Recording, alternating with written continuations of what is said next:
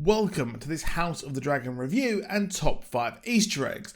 I am a huge Game of Thrones fan, and after seeing the first season when it aired, I immediately got all the books and read them all on a trip to France. Naturally, as we were starving for Winds of Winter, and I think we were in between seasons as well, we got Fire and Blood, which I read, and well, it was okay, it was serviceable. It was a textbook written by a maester.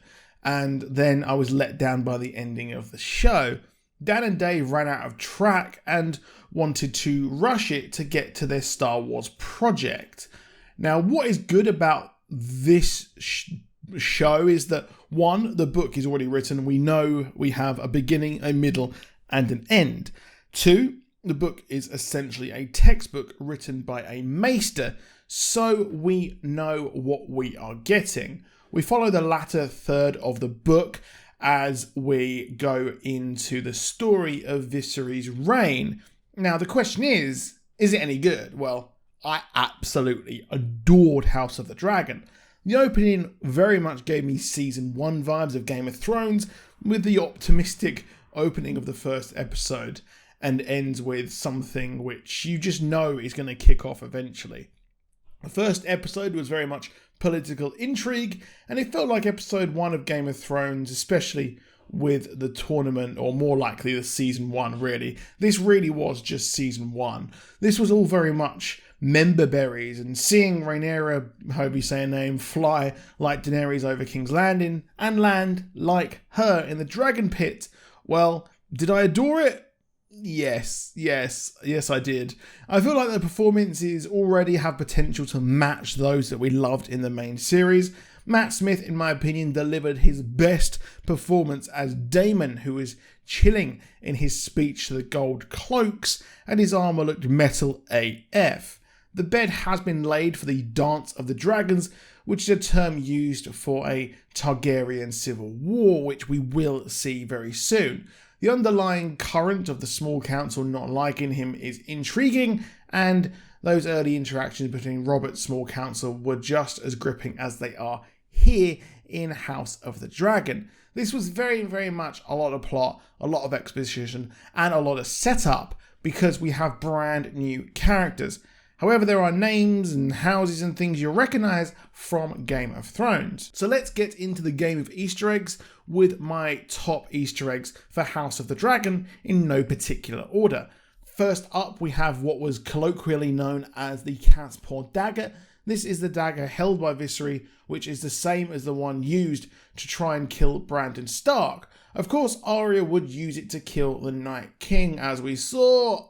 You like it or you hate it. I wasn't too much of a fan.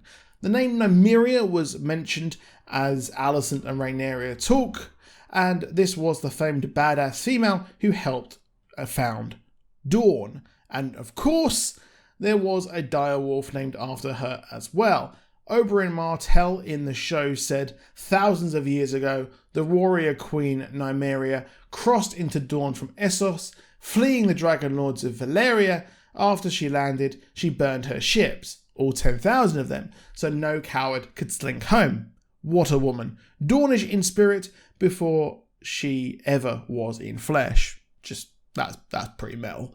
Now, at 3, we've got the most obvious, which is the name of Song of Fire and Ice. The reason why there must always be a Targaryen on the throne is that Aegon, the first Targaryen king of Westeros, dreamed of the threat beyond the wall and the long night. As we know, this happened, and it happened while there was no Targaryen technically on the throne at the time. I think the War of the Kings was still raging then.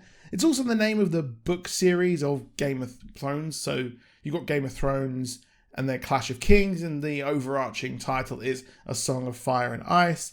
And it was the book that was written by Sam at the end of season 8 of Game of Thrones.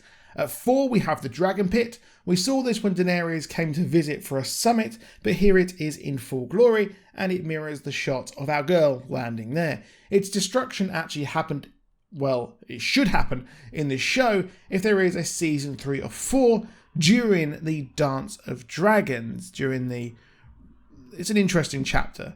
Now, At 5, we have the skull of Balerion the Dread, Aegon's dragon. We saw this in the main show, and when Cersei had a weapon to take out Dany's dragons, we saw it being used on the skull of Balerion.